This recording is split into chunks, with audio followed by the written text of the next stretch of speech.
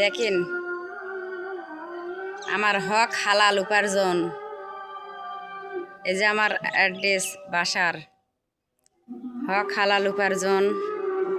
আমার স্বামী পরিশ্রম করে, আমি নিজেও পরিশ্রম করি। এরকম আমি কোনোদিন কারো ক্ষতি করিনি,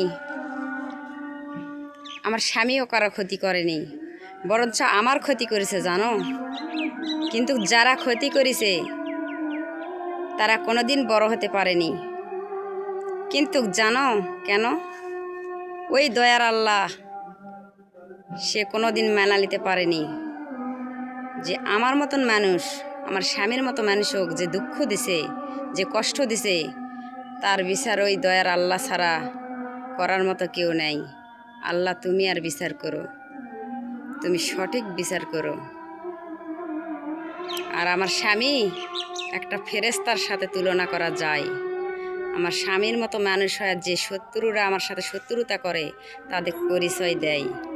আর অন্য কোনো সন্তান যদি হয়